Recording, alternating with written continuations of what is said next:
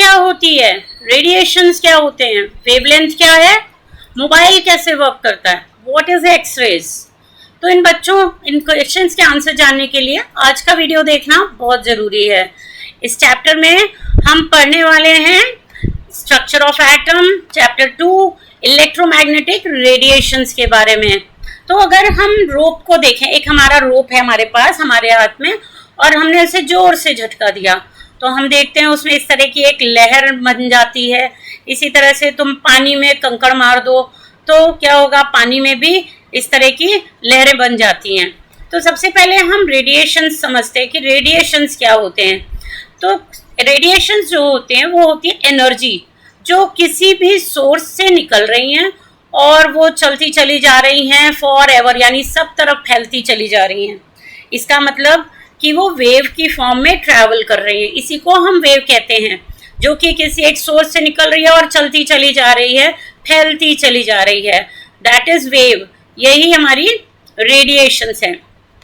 तो लाइट को हम इलेक्ट्रोमैग्नेटिक रेडिएशंस क्यों कहते हैं, क्योंकि लाइट जो है जब वो चलती हैं वेव की फॉर्म में, एक सोर्स से निकली और चलती चली जा रही है, तो उसके साथ एक इलेक्ट्रिक फील्ड भी चलता है और एक मैग्नेटिक फील्ड भी चलता है जो कि लाइट के परपेंडिकुलर होता है। इसलिए हम इसको लाइट को इलेक्ट्रोमैग्नेटिक रेडिएशन कहते हैं। तो अब हम देखो वेव जिसे हम इलेक्ट्रोमैग्नेटिक रेडिएशन कह रहे हैं, इलेक्ट्रोमैग्नेटिक रेडिएशन एक वेव की तरह बिहेव कर रही है, हम ऐसे भी बोल सकते हैं। तो उसके हम कुछ मेन कैरेक्टरिस्टिक्स देखते हैं। तो सपोज कि यहाँ पे हम एक वेव बना लेते हैं। तो यहाँ देखो हमने वेव इस तरह से बनाई है। तो वेव की कैरेक्टरिस्टिक्स क्या हैं? वेव का मतलब ये हो गया कि एनर्जी जो है वो ट्रांसफर हो रही है, हमने यही बोला एनर्जी ट्रांसफर हो रही है। ध्यान देना यहाँ पे मैटर ट्रांसफर नहीं होता है। जब एनर्जी ट्रांसफर हो रही है तो मैटर ट्रांसफर नहीं होगा, ठीक है, तब हम उसे बोलेंगे वेव। तो यहाँ पे तो फिर मैटर क्या कर रहा है? मैटर केवल अपनी जगह पे हिल रहा है, केवल अपनी जगह वाइब्रेट कर रहा है, ठीक है। अगर है तो भी ठीक है, मैटर नहीं है तो भी एनर्जी ट्रांसफर हो जाएगी। तो यहाँ पे देखो अगर वेव है तो ये वेव हमने इस तरह से बनाई है। तो ये जो ऊपर वाले पार्ट है इन्हें कहते हैं क्रस्ट और ये जो नीचे वाले पार्ट है इन्हें कहते हैं ट्रफ। तो दो क्रस्ट के बीच के डिस्टेंस को हम बोलते हैं वेवलेंथ, इसको हम बोलते हैं वेवलेंथ। और वेवलेंथ को हम डिनोट करते हैं इस साइन से, इसे हम बोलते हैं लैम्डा, ठीक है।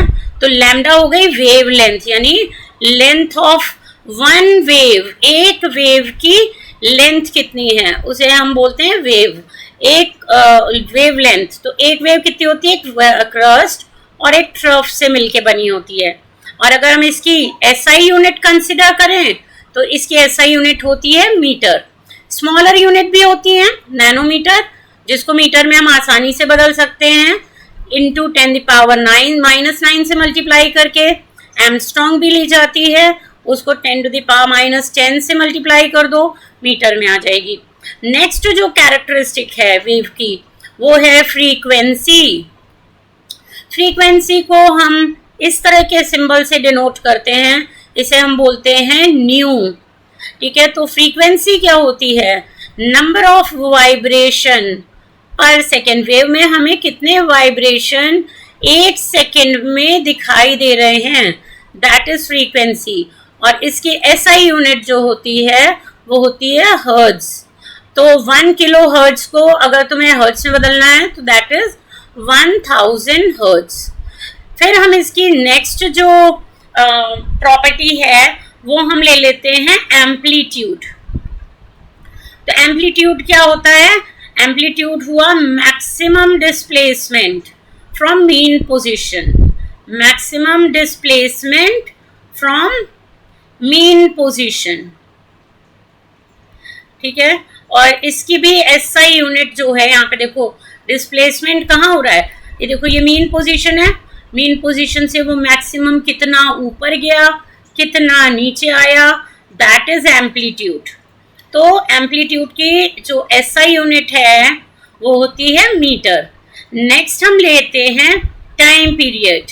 तो टाइम पीरियड क्या हो गया, टाइम पीरियड को हम टी से डिनोट करते हैं, time taken in one vibration, in one vibration. एक कंप्लीट वाइब्रेशन को होने के लिए कितना टाइम पीरियड चाहिए, और इसकी SI यूनिट है सेकेंड। अब टाइम पीरियड जो होता है वो तुम्हारा फ्रीक्वेंसी से रिलेटेड होता है, तो time period is equal to 1 frequency. फिर उसके बाद नेक्स्ट हमारा आता है वेव नंबर। वेव नंबर को हम न्यू बार से डिनोट करते हैं, और न्यू बार जो होता है 1/λ होता है, यानी नंबर ऑफ वेव पर सेंटीमीटर कितनी है। ठीक है, तो वेव का हमने देखा कि हमारे पास एक फॉर्मूला आ गया, यहाँ पे वेव का फॉर्मूला क्या होगा, c is equal to nu lambda. अब यहाँ पे c क्या है, क्योंकि हम किस वेव की बात कर रहे हैं, लाइट वेव की, तो c जो हो गया हमारा वेलोसिटी ऑफ लाइट है। c क्या है, वेलोसिटी ऑफ लाइट, जिसकी वैल्यू फिक्स होती है 3 × 10⁸ मीटर पर सेकेंड। तो देखो फॉर्मूला क्या है हमारे पास, velocity is equal to frequency into wavelength. ठीक है, इस फॉर्मूले का यूज करके हम एनसीईआरटी के सारे न्यूमेरिकल्स कर सकते हैं। इसके अलावा तुम जो भी एक्स्ट्रा न्यूमेरिकल्स मिलते हैं तुम्हें नीट के, जेई के, वो भी इनसे तुम कर सकते हो। New is equal to 1/t हमने पीछे पढ़ा, nu bar is equal to 1/λ। चलो तो हम इलेक्ट्रोमैग्नेटिक रेडिएशंस को एक बार फिर से देखते हैं। तो इलेक्ट्रोमैग्नेटिक रेडिएशंस जो होती हैं वो अलग अलग एनर्जी की होती हैं। जैसे यहाँ पे देखो कितने तरह की इलेक्ट्रोमैग्नेटिक रेडिएशन, ये पूरा स्पेक्ट्रम है इलेक्ट्रोमैग्नेटिक रेडिएशन का, gamma rays, X rays, UV rays, ये बीच का एक बहुत थोड़ा सा पार्ट है जो कि हमारा विजिबल स्पेक्ट्रम है, जिसे हम देख सकते हैं। ठीक है, फिर उसके बाद बाकी जितने भी रेडिएशंस हैं वो हमें दिखाई नहीं देते हैं, हमें इस रेडिएशन का केवल एक छोटा सा पार्ट दिखाई देता है। और इन रेडिएशंस में अंतर क्या है, इन रेडिएशंस में अंतर है एनर्जी का। अगर तुम यहाँ देखो वेवलेंथ और फ्रीक्वेंसी दी हुई है, तो तुम अगर गामा रेज देखो, इनकी एनर्जी जो होती है बहुत ज़्यादा हाई होती है। तो जिनकी एनर्जी बहुत हाई है तो तुम देखो कि उसकी वेवलेंथ कितनी छोटी है। ठीक है, तो जिनकी वेवलेंथ छोटी है उनकी एनर्जी हाई है, जिनकी वेवलेंथ छोटी है उनकी एनर्जी हाई है, यानी एनर्जी जो है वो इनवर्सली प्रोपोर्शनल टू वेवलेंथ। और जिनकी फ्रीक्वेंसी हाई है उनकी एनर्जी भी हाई है। तो ये फॉर्मूला याद रखना। देखो तो इसका मतलब गामा रेज की फ्रीक्वेंसी बहुत ज़्यादा है तो उनकी एनर्जी ज़्यादा है, और इसी वजह से उसकी वेवलेंथ छोटी है। जबकि रेडियो वेव्स बहुत मामूली सी इनकी एनर्जी होती है। तो तुम्हें यहाँ दिखाई दे रहा है कि इनकी वेवलेंथ जो है वो बहुत ज़्यादा है, बहुत बड़ी वेवलेंथ है, और इनकी फ्रीक्वेंसी बहुत कम है। ठीक है, जबकि जो हमारे जो विजिबल रीजन है यहाँ पे तुम्हें देखो इनकी जो वेवलेंथ है वो दी गई है, नैनोमीटर में दी गई है, और केवल ये पार्ट है इलेक्ट्रोमैग्नेटिक रेडिएशन का जो हमें दिखाई देता है। तो कंसेप्ट के लिए तुमको एनर्जी को रिलेट करना आना चाहिए कि एनर्जी और वेवलेंथ किस तरह से रिलेटेड हैं, या एनर्जी और फ्रीक्वेंसी किस तरह से रिलेटेड हैं। अब हमारे पास ये क्वेश्चन है जहाँ पे Vividh Bharati station of All India Radio, इसकी जो ब्रॉडकास्ट की फ्रीक्वेंसी है वो हमें दी है 1.368 किलोहर्ट्ज। तो इसको हम हर्ट्ज में बदल लेते हैं, पॉइंट नहीं है यहाँ पे, ये कॉमा है। तो दिस इज 1368 इंटू 10⁻³ हर्ट्ज। ठीक है, फिर इसके बाद हमसे इन्होंने पूछा है कि इसकी वेवलेंथ कितनी है। तो c is equal to nu lambda, तो लैम्डा इज इक्वल टू c/न्यू।